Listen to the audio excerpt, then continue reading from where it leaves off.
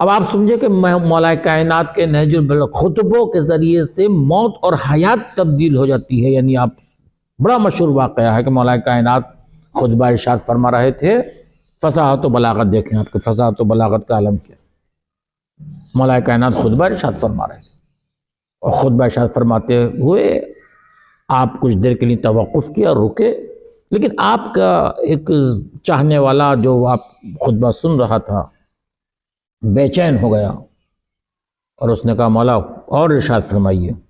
آپ ایک پروردگار کے صفات اور اللہ تعالیٰ کی وحدانیت پر گفتگو فرما رہے تھے.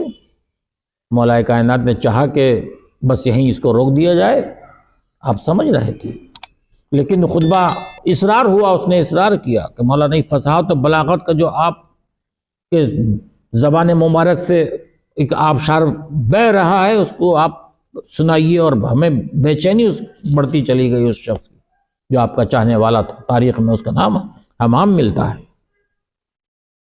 مولا نے منع کیا مگر وہ اصرار اس کا بڑھتا گیا، اور بڑھتے بڑھتے جب آپ نے پھر خطبہ شروع کیا اور فصاحت و بلاغت کے ایسے رموز بیان کرنا شروع کیے کہ اور اللہ تعالیٰ کے صفات ایسے بیان کرنا شروع کیے کہ وہ شخص اب اس کے بدن کے اندر لرزہ طاری ہو گیا اور اس کے اندر ایک عجیب سی کیفیت طاری ہو گئی، اور کچھ دیر کے بعد اس کی روح اس کے جسم سے پرواز کر گئی.